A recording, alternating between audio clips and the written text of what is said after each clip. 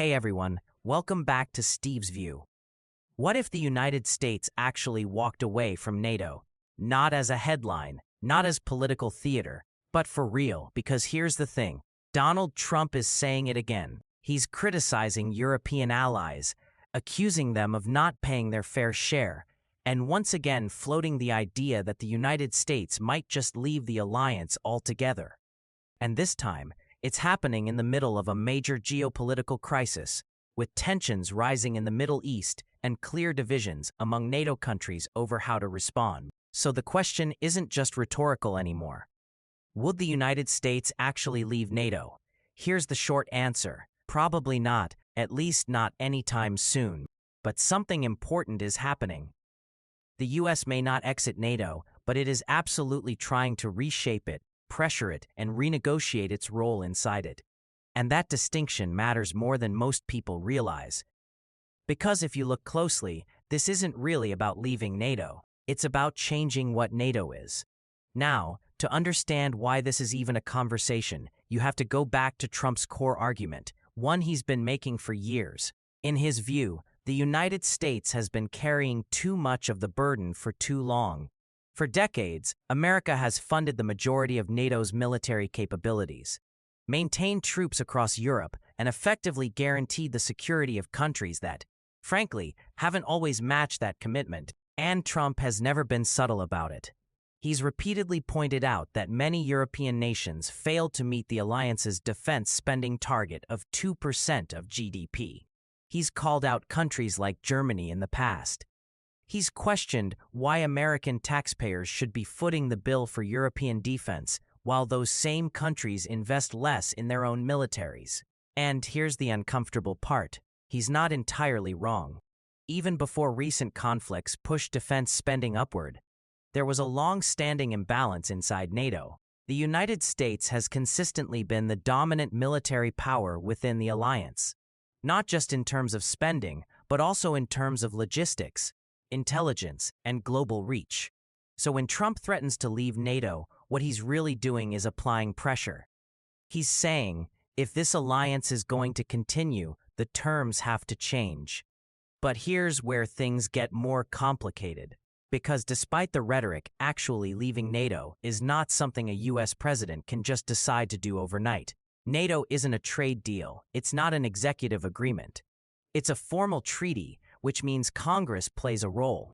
There are legal frameworks, institutional constraints, and political realities that make a sudden withdrawal extremely difficult. Even within Trump's own party, there are many lawmakers who strongly support NATO and see it as essential to U.S. national security. So the idea of a president simply waking up one day and saying, "We're out," doesn't really match how the system works. But that doesn't mean the alliance is safe from change, because while a full withdrawal is unlikely in the short term, a partial disengagement is much more plausible. And that's where things start to get interesting. Think about it this way. The United States doesn't need to leave NATO to fundamentally alter it. All it has to do is reduce its commitment, fewer troops in Europe, less funding, more conditions on support, and a stronger expectation that European countries handle their own defense. That alone would transform the alliance. And in many ways, that shift may already be happening. At the same time, you're seeing a broader change in U.S. strategic priorities. For decades, Europe was the central theater of American foreign policy. But today, the focus is increasingly on the Indo-Pacific, on China, on economic competition, on emerging technologies, and on a different kind of global rivalry. That doesn't mean Europe no longer matters, but it does mean it's no longer the only priority. And when resources are limited, priorities matter.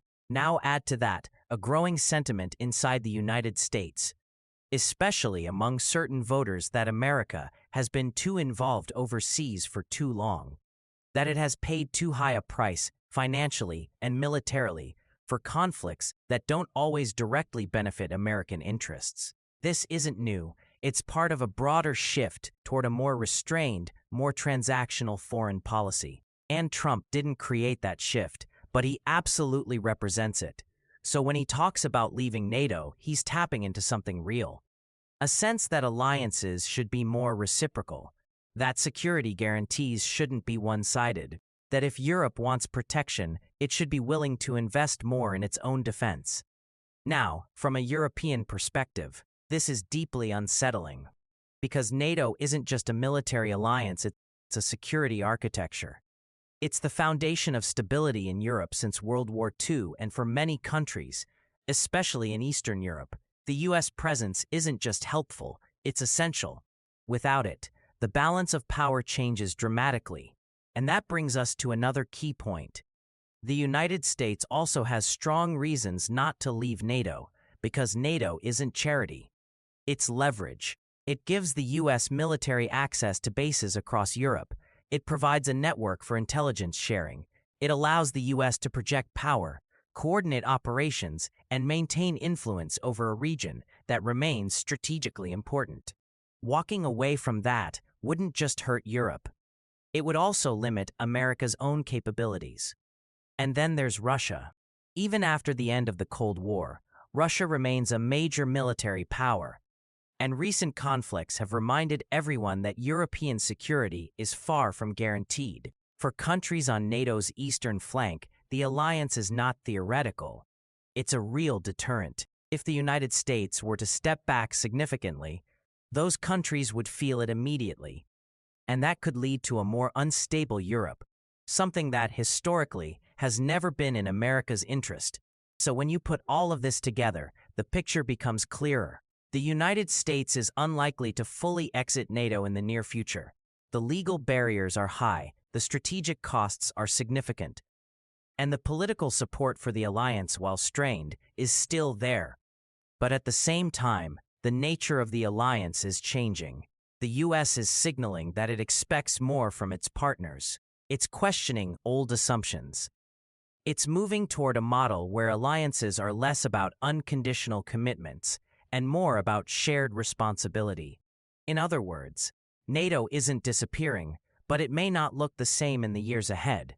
And that leads to the real question, one that goes beyond Trump, beyond any single administration. If the United States steps back, even a little, is Europe actually ready to stand on its own? Because in the end, this isn't just about whether America leaves NATO.